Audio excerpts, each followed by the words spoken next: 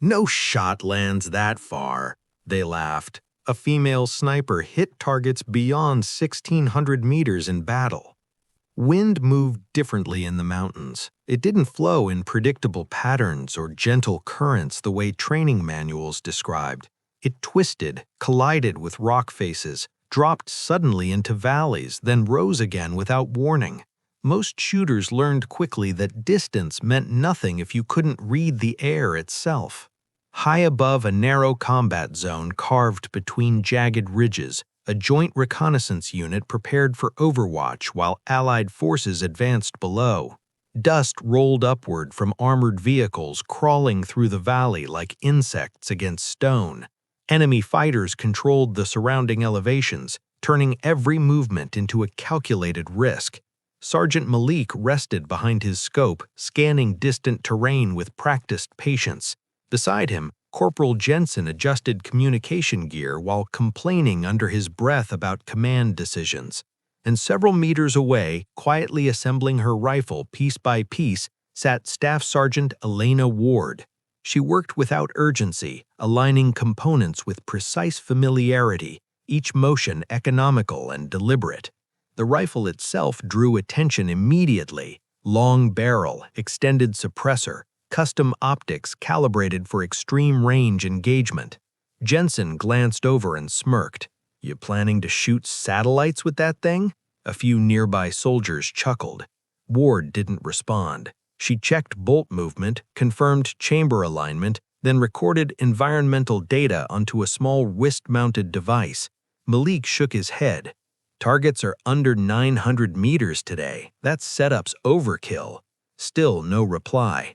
Ward simply adjusted bipod placement against the rock and lay prone, observing terrain through binoculars rather than her rifle.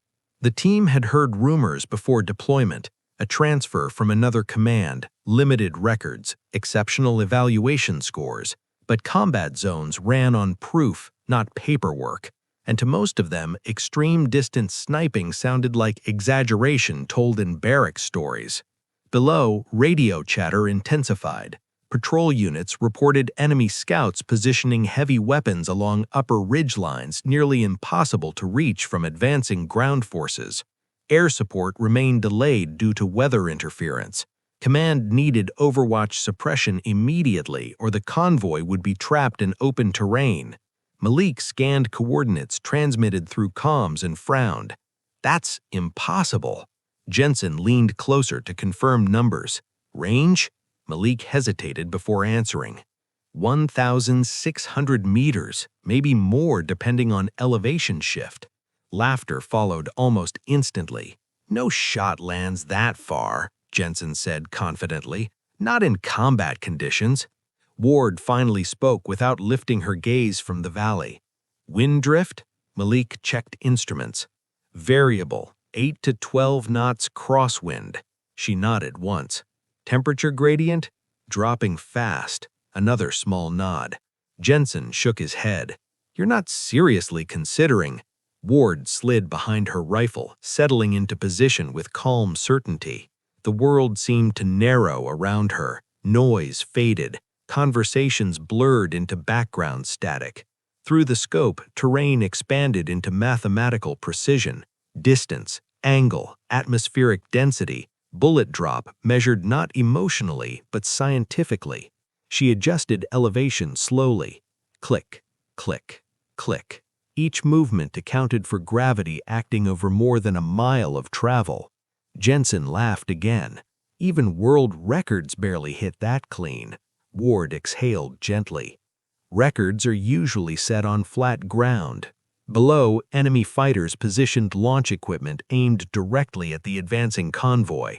Time collapsed into urgency. Command repeated requests for suppression. No aircraft available, no artillery angle possible, only overwatch remained. Malik watched Ward carefully now. Something about her stillness silenced his skepticism. She wasn't hoping to hit, she expected to. Wind brushed across the ridge again. Ward waited. Seconds stretched. She tracked invisible currents through subtle movement of dust far below, observing thermal shimmer bending light along the valley floor. Her breathing slowed until almost imperceptible, finger resting against the trigger without pressure. Then she fired. The rifle's recoil pushed gently into her shoulder, suppressed report barely louder than a clap against stone. Everyone watched instinctively through optics, despite knowing the outcome would likely confirm failure. Nearly 3 seconds passed. Then the enemy launcher detonated violently. Shock rippled across the valley as fighters scattered in confusion. Radio chatter exploded. Direct hit, target neutralized. Jensen blinked repeatedly. No way! Ward chambered another round calmly. A second hostile emerged attempting repositioning. She recalculated instantly, adjusting half a degree for wind change. Another shot cracked through thin air. Seconds later, the second target collapsed. Silence overtook the ridge. Malik lowered his scope slowly. Distance confirmed, 1,640 meters. Jensen stared openly now. That's impossible. Ward finally looked up. Nothing impossible, just physics and patience. Below, convoy forces advanced safely as enemy resistance collapsed without elevated support. Command requested continued overwatch. Ward resumed scanning terrain, expression unchanged. Minutes later, hostile reinforcements attempted retreat across distant ridges beyond even previous engagement range. Malik checked coordinates again. 1,700 plus. Jensen shook his head immediately. No human makes that shot. Ward adjusted position slightly, embedding rifle deeper into rock stability. Her voice remained calm. Spot for me. Malik hesitated, then complied instinctively. Together they calculated rotation of Earth effect, bullet spin drift, altitude pressure differences. Numbers stacked into near absurdity. Wind shifted again. She waited longer this time. Nearly a full minute passed before trigger pressure increased smoothly. The shot disappeared into distance. Everyone counted silently. Impact arrived faintly through optics. A hostile vehicle disabled instantly, halting retreat. Radio confirmation followed seconds later, filled with disbelief from ground units. Jensen removed his headset slowly. "Who are you?" Ward didn't answer immediately. She watched the valley until certain no further threats remained.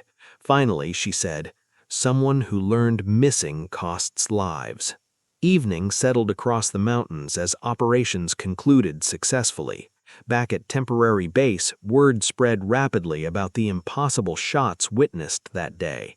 Soldiers gathered around equipment logs verifying ballistic data repeatedly. Numbers refused to lie. Malik approached Ward near the maintenance tent. "Those distances, where did you train?" She paused, considering. "Different places." Jensen joined them, no humor left in his voice now. "Why transfer here?" Ward cleaned her rifle carefully before answering. "Because long-range overwatch gives people a chance to come home." Later that night, command officers reviewed footage confirming engagements beyond 1,600 meters under active combat conditions, distances most marksmen never attempted outside controlled environments. Her file updated quietly with another classified notation. The next morning, new recruits arriving at the ridge noticed how experienced soldiers treated the quiet female sniper differently. No jokes, no doubt.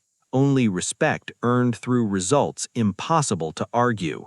And whenever someone unfamiliar questioned whether anyone could truly hit targets that far in battle, veterans simply smiled faintly and remembered the moment laughter turned into stunned silence, the day a female sniper proved that distance was never the real limit. Skill was. And somewhere across the mountains, enemies learned too late that the safest place from danger was never measured by meters when she was watching through the scope.